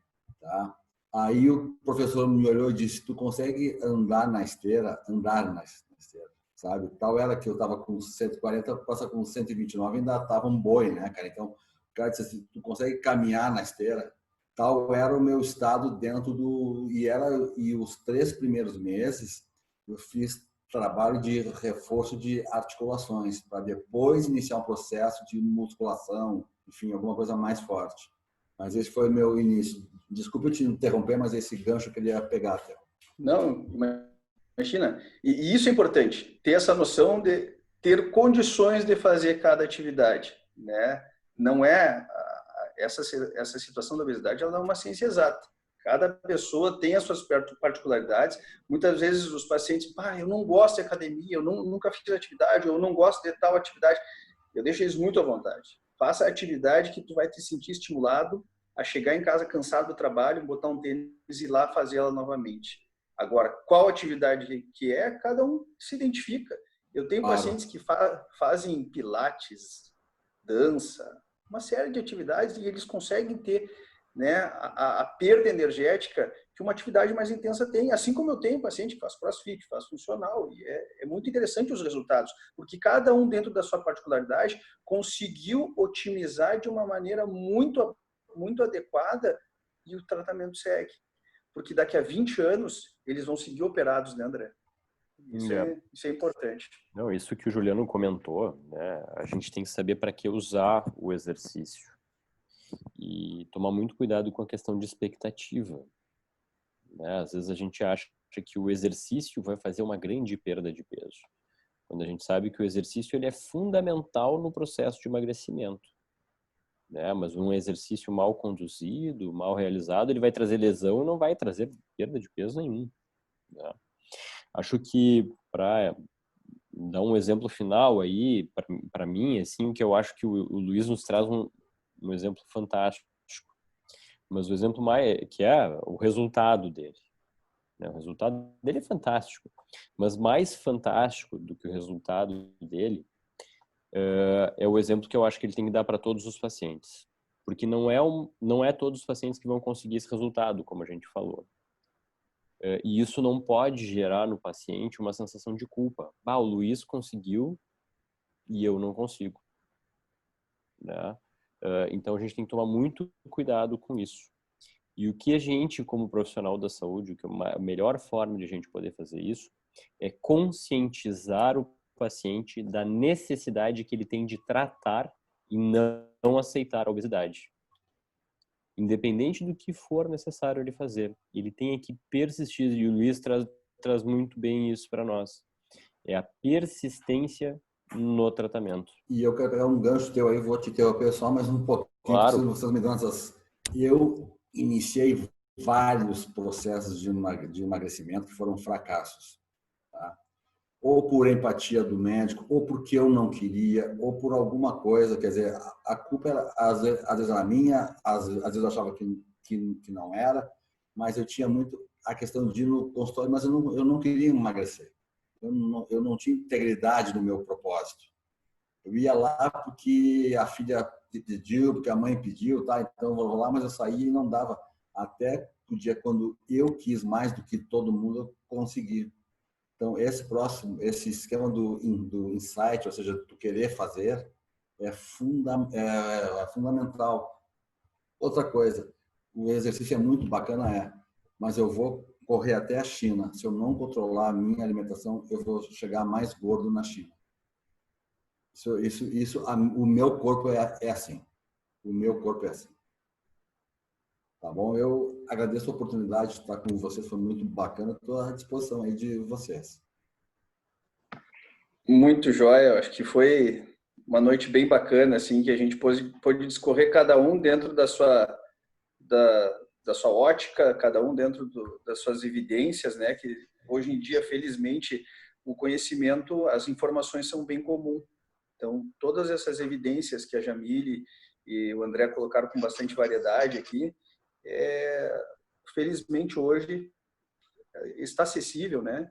E hoje a gente vive, sim, uma pandemia também de notícias, de informações, né? Hoje, talvez, esse tenha sido uma grande dificuldade que nós enfrentamos, principalmente no início do combate ao Covid, que cada dia se tinha uma verdade absoluta sobre um processo de doença que nós todos estamos aprendendo.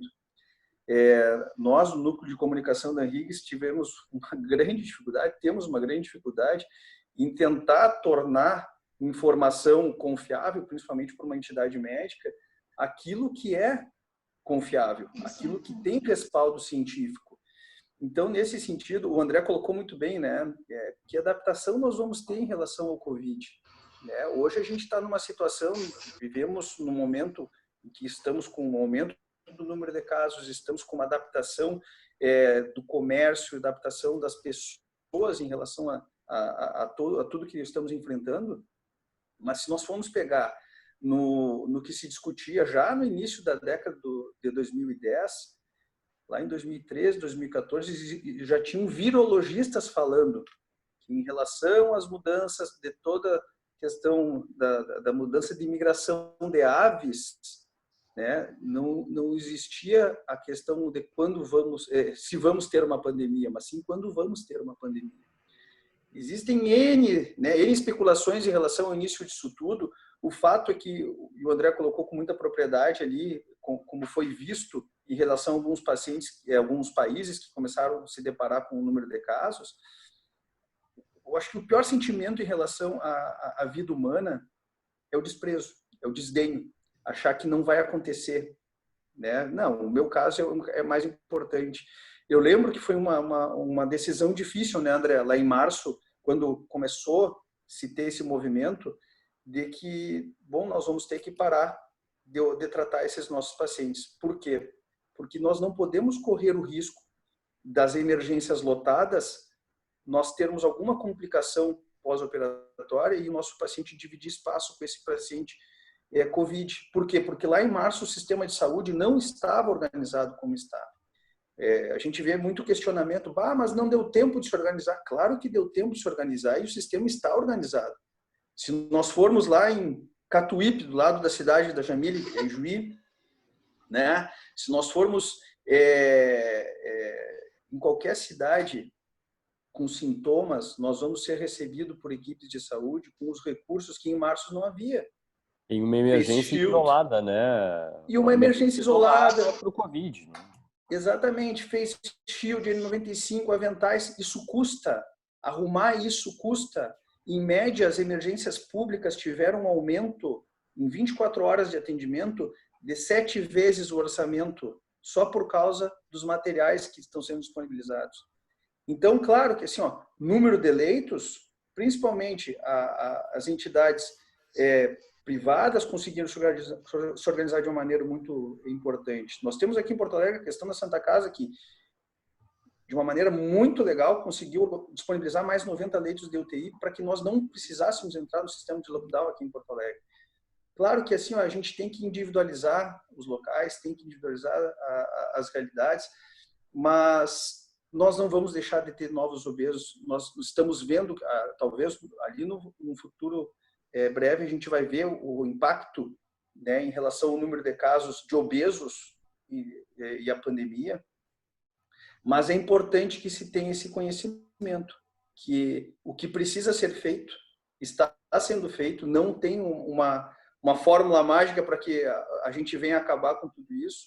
Agora, nós reunirmos as condições necessárias para fazermos um procedimento com segurança, como o André falou, né, para darmos o acompanhamento e o paciente não deixar de procurar o suporte, como a Jamile falou.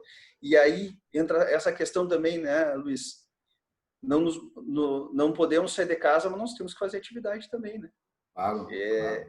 Isso aí, a atividade física, ela é uma necessidade e adaptação para isso também.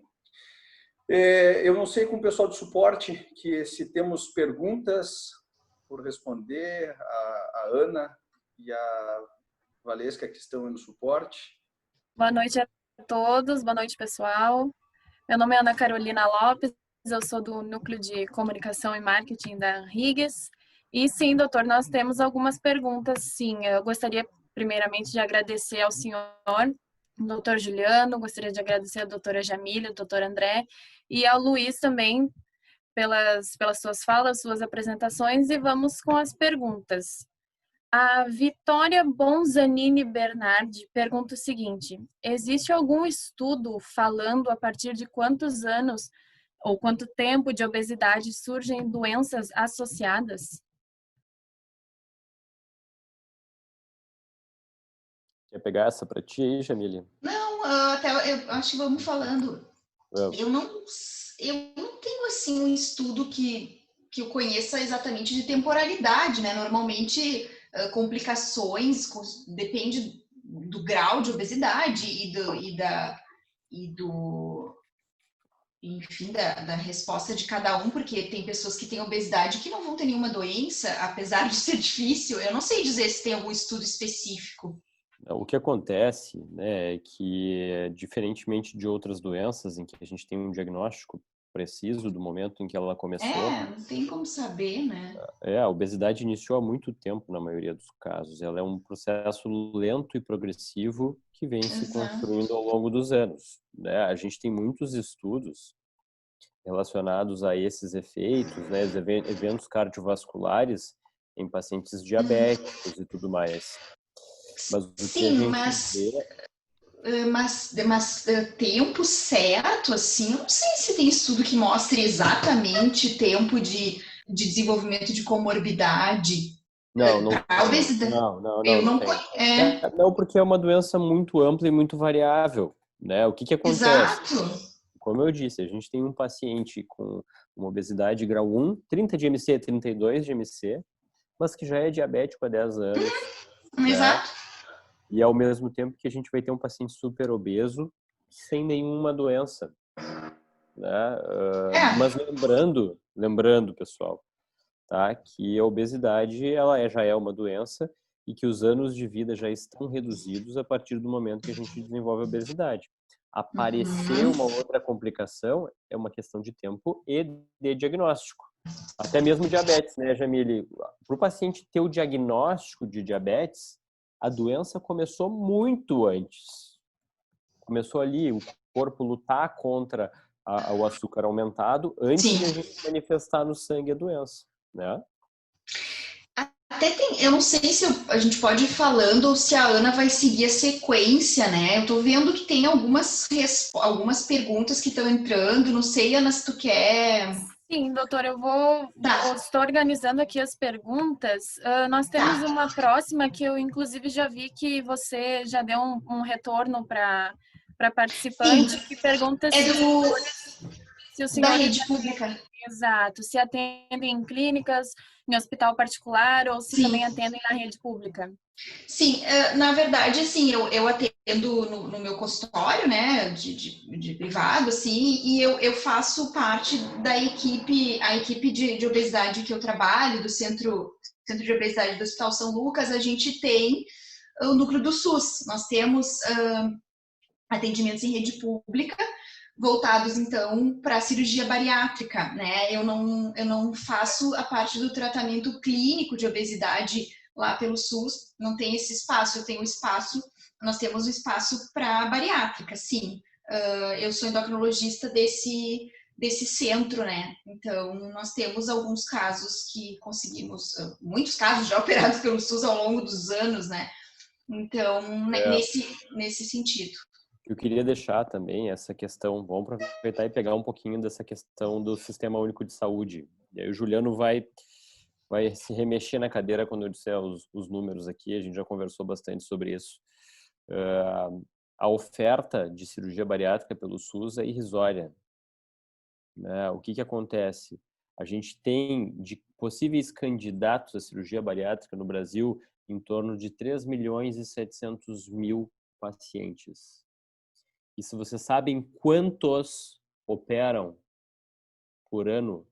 11.402. Esse é o número de 2018, tá? 11.402 pacientes foram operados, sendo que existem mais de 3 milhões, né, possíveis candidatos. Essa conta nunca vai bater. Além disso, né, quase 70% disso é feito no Paraná. Então, o Rio Grande do Sul está muito atrás ainda. Por videolaparoscopia, que é como a gente faz cirurgia bariátrica hoje, que é de uma forma minimamente invasiva, né, só com os furinhos na barriga, acho que a Jamile sabe, acho que aqui no Sul não tem nenhum serviço que faça, e dessas 3 milhões precisam fazer, 11 mil fizeram, e só 539 foram feitos por vídeo. Então, é aquela questão, a gente teve a oportunidade no Congresso Brasileiro de Cirurgia Bariátrica de conversar com um gestor do Ministério da Saúde que estava gerindo sobre as portarias de cirurgia bariátrica. E ele nos disse, a gente sabe que cirurgia bariátrica reduz mortalidade, a gente sabe que cirurgia bariátrica tem benefício, é custo efetivo, ou seja, é barato fazer cirurgia bariátrica porque diminui risco de internação hospitalar por infarto, por AVC e outras complicações, mas é o cobertor curto do sistema público de saúde. Se eu preciso para o Covid, eu tiro um pouco da onde? Da bariátrica. Se eu preciso para vacinar as crianças, eu tiro da bariátrica. E assim por diante. Né? Então, a gente ainda está bem defasado nisso, infelizmente. A Lindoslândia de Loyola Souza pergunta se crianças podem fazer a cirurgia. Responde essa aí, Juliano. Obesidade em adolescentes, matéria do Fantástico, hein?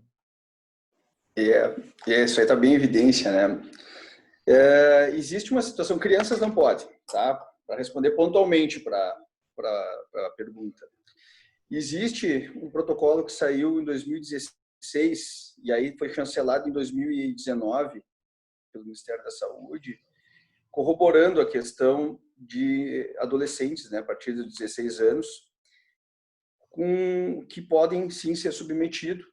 É importante o pessoal que está em casa entender que a questão da criança, e aí a gente tem presenciado cada vez mais crianças obesas e adolescentes obesos, né, no país, eles têm a questão toda das sínfises ósseas, né, desenvolvimento ósseo articular deles, que a gente tem que respeitar. Então, em princípio, os índices de massa corporal que teriam indicação são semelhantes ao indivíduo adulto, mas a questão do preparo também, eles têm algum detalhamento técnico que a gente tem que levar em consideração, principalmente do ponto de vista endocrinológico, né, Jamile?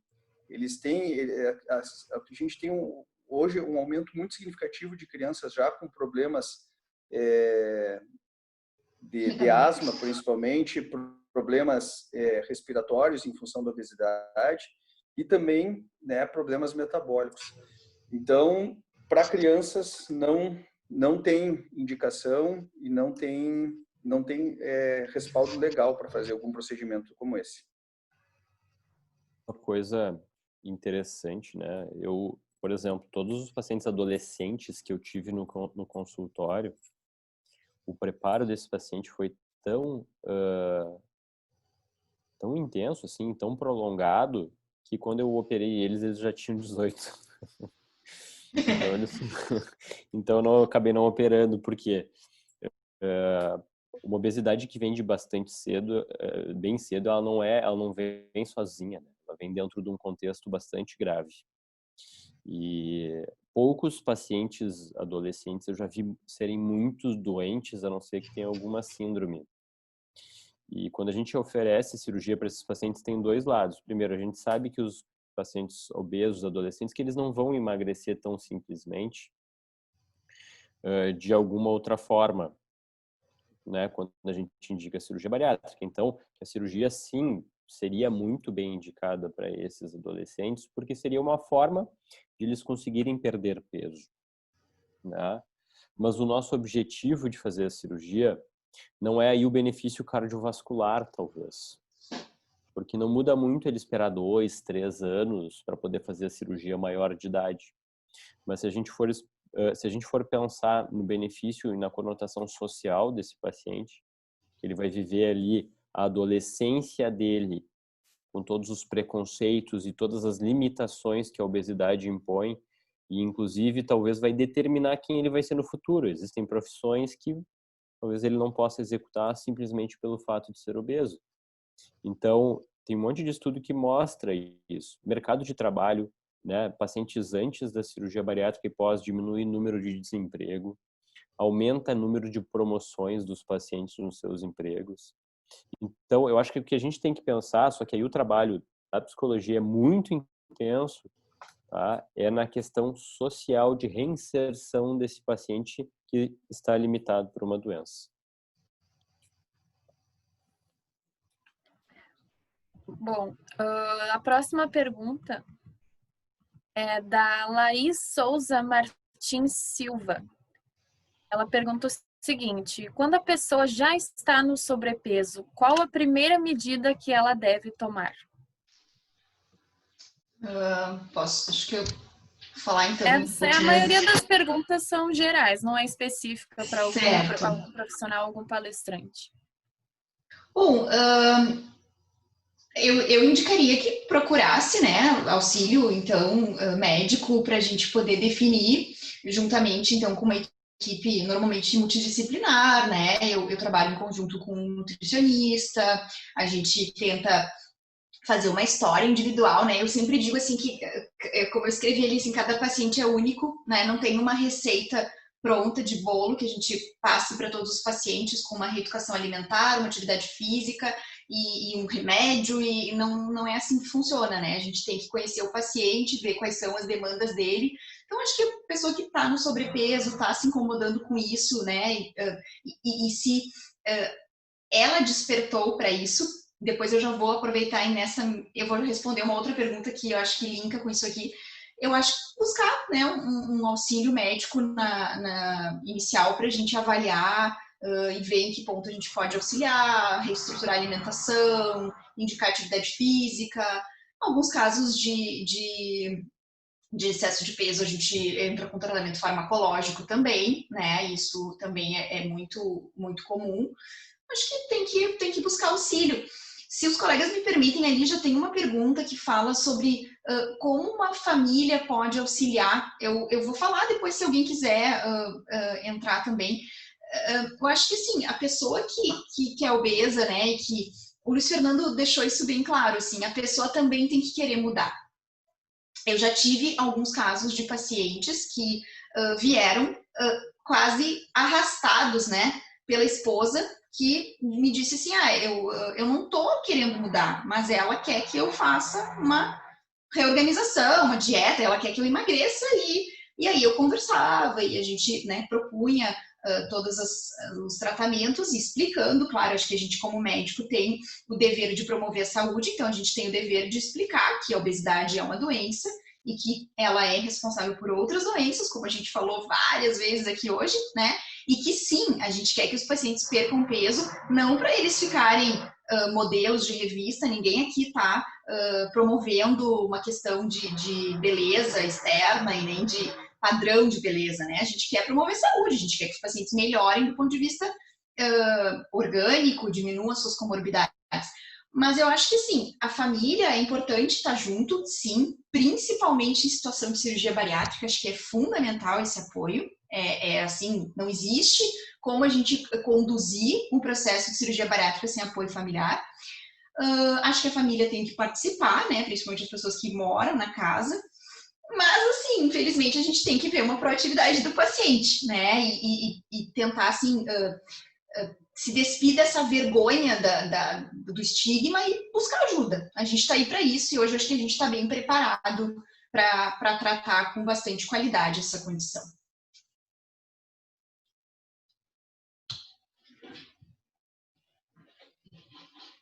Mais alguma questão, Ana? Sim, doutor. Agora eu acho que nós podemos. Eu vou fazer algumas perguntas num panorama mais geral, para nós podermos nos direcionar ao final do nosso evento. Eu pergunto o seguinte: quais são as principais recomendações com relação à obesidade nesse momento de isolamento social, de quarentena que todos nós estamos vivendo, né? Quem pode, né? Quem pode fazer o isolamento em para não sair para trabalhar e tudo mais, porque toda essa questão do isolamento gera um sentimento de ansiedade, né? Um sentimento de angústia que pode abalar inclusive a saúde mental. Então, quais são as recomendações para esse momento e inclusive ressaltar os principais cuidados que uma pessoa que já vive com essa questão da obesidade precisa ter para se proteger do coronavírus? Bom, vou dar uma dica, então, principalmente para talvez os meus pacientes, né? Existem vários estudos que comprovam que o tempo na frente de telas, TV, computador, aumenta o apetite, né? E a vontade de comer coisas mais gostosas, assim, automaticamente mais calóricas. E também estimula o sedentarismo, a gente fica mais preguiçoso, no caso. Então, o que eu acho que a gente tem que fazer no combate da obesidade é, primeiro, tentar em casa, com o estímulo da família, quebrar esse ciclo. Né? Tentar ficar o menos possível na frente de telas. Exercício físico é fundamental, porque o exercício quebra esse ciclo. E segundo, é manter o acompanhamento com a equipe médica. Né? Porque a gente vai poder sinalizar as coisas que devem ser melhoradas, fazer alguns estímulos, alguns auxílios que podem, né, ser fundamentais. Lembrando que talvez em momento de pandemia, não ganhar peso já seja fantástico. Né? Deixar para os colegas aí dar mais umas dicas. Eu só vou fazer minha consideração final, que eu acho que o pessoal já está meio cansado também, né, pelo adiantado da hora. Essa questão que o André comentou de não parar de tratar as doenças, né, acho que isso é bem importante. Assim, nesses quase 5 meses aí de pandemia, eu tenho alguns pacientes que estão me dizendo na consulta que é a primeira vez que eles estão saindo de casa, desde março, né? E isso é uma situação que eu estou aqui julgando de forma alguma. Acho que as pessoas, né, têm seus medos, têm seus fatores de risco, têm seus motivos, e acho que isso tem que ser respeitado. Mas, por outro lado, tem a questão de descontinuar o tratamento das doenças crônicas, né? E eu acho que isso é bem importante da gente lembrar que não pode parar. A gente tem que dar atenção e esse suporte a essas condições que justamente são os fatores de risco para uma infecção pior. em relação ao que fazer. Aí os pacientes me dizem, bom, a academia está fechada, caminhar na rua eu tenho medo, né? O que fazer? Bom, tentar alguma coisa em casa. Ninguém vai virar atleta se nunca fez, porque vai se machucar em casa. Mas até pequenas atividades que as pessoas antes faziam mais, né? Porque, tu saía para ir no supermercado, para ir buscar o filho, para isso, aquilo. Esse próprio gasto metabólico basal também diminuiu. Então, algumas atividades que a pessoa possa fazer, né? Subir escada, enfim, coisas diárias que também podem ajudar a diminuir um pouco esse sedentarismo, né? Porque a gente está vivendo essa situação de confinamento e de ansiedade. Então, não deixem de procurar, né, os médicos de vocês para as doenças crônicas, pelo menos de vez em quando, assim, para a gente manter isso em controle, certo? Obrigada, pessoal. Então, nesse sentido também, eu só gostaria de complementar o que foi falado. A gente vive uma pandemia do medo também, né? As pessoas, medo de sair de casa, imagina, estamos em agosto, desde março sem sair de casa, né, Jamile? E nesse sentido, eu penso que alguns adventos modernos aí vieram também para colaborar, né? Muito se discutiu, no passado teve até uma assembleia sobre a questão da telemedicina, aí na Higgs mesmo teve essa assembleia, e em meio à pandemia foi autorizado. Eu acho que isso não volta atrás, né? Então é importante quem está nos ouvindo, veja se seu médico, a sua clínica disponibiliza isso, e a gente tem a felicidade lá na Digestive de ter esse suporte para os nossos pacientes, né, André? E com certeza isso dá uma garantia para o paciente, porque independente do local que ele viva, ele possa ter pelo menos o contato com o seu médico assistente, né, e poder relatar alguma situação que venha estar enfrentando. Eu quero agradecer, né, a Higgs pela disponibilidade desse espaço, agradecer meus colegas e parabenizar pela excelente noite, e que seja uma noite que todos nós, né, com certeza aprendi muito aqui com o que eu ouvi, parabenizar o Fernando também, o Luiz Fernando, que participou conosco. Tenho certeza que quem está nos acompanhando até agora sai com uma carga de informações bem importantes em relação ao que nós estamos enfrentando, essa pandemia, e essa epidemia crônica, né, que é a obesidade. Tá? Obrigado, Ana, obrigado, Higgs, e parabéns a todos aí. Acho que é isso de perguntas, pessoal. então. Acho que é isso de perguntas, então. O pessoal pediu ali um contato. Quem sabe a gente deixa os nossos e-mails? O que vocês acham? Acredito que, doutora, os senhores podem passar o contato para nós da Higgs e nós encaminhamos para todos os participantes. Tá bem. Tá ótimo. Né? Legal. Maravilha. Doutor André, quer fazer essas considerações finais? Não, eu quero agradecer. Eu acho que esse evento tem que ser muito, muito, muito valorizado. Pessoal, não é fácil, tá? A gente está no meio de uma pandemia. A valorização de eventos online, a gente sabe, tem inclusive os apoios que os eventos online ganham, são muito mais difíceis de conseguir. A Higgs está de parabéns. É um tema extremamente importante para toda a sociedade, e essa contribuição da Associação Médica é fundamental. Muito obrigado a todos que participaram, eu me coloco inteiramente à disposição. Agradeço meu amigo Juliano, agradeço a Jamile, agradeço o Luiz também. Pessoal da Higgs, vocês são sensacionais, muito obrigado pela paciência conosco, principalmente com os nossos horários malucos, né? Mas eu acho que foi muito legal, tô louco para rever tudo que foi dito aqui. Como é que isso fica gravado? Sim, pessoal, essa palestra ela está sendo gravada, tá? E assim que, enfim, for possível trabalhar com a edição do vídeo, a gente vai disponibilizar, especialmente através do YouTube da Higgs, mas também através do nosso canal de curso EAD, tá bem? Tá. Legal. Eu não sei ainda se o Luiz Fernando Tubino quer fazer considerações finais. Estamos à disposição. A minha história, estou à disposição de vocês também. Eu faço palestra sobre minha história sem nenhum custo para entidades assistenciais, que eu faço muito isso, para casas de acolhimento de crianças. Eu tenho falado muito com eles. Então, estou à disposição dos senhores aí para outras oportunidades. Muito obrigado. Obrigada pela participação, Tubino, e pelo seu relato, por compartilhar conosco nessa noite. E eu agradeço novamente, doutora André, doutora Jamile, doutor Juliano, aos meus colegas colaboradores da Amhiggs, a Ana e o Eduardo, pelo apoio essa noite. E agradecer aos mais de 100 participantes online ao vivo que tivemos aqui hoje. Eu acho que é muito importante o reconhecimento para todos nós, né, de que está sendo interessante, está sendo bom, está sendo positivo, que eu acho que é por isso que é isso que motiva, né, a gente a estar aqui apresentando para todos vocês. E fiquem atentos aos nossos próximos eventos, tá? Nós vamos continuar com os eventos do ciclo. Nós temos eventos planejados já para o dia 14 agora de agosto. Temas relacionados à psiquiatria. Também teremos eventos dia 15, relacionados à inteligência artificial, Big Data na medicina. São temas bem diferentes, bem interessantes. Podem ficar atentos no nosso site e nas nossas redes. E é isso, pessoal. Eu agradeço imensamente a todos e encerro o nosso evento. Boa noite.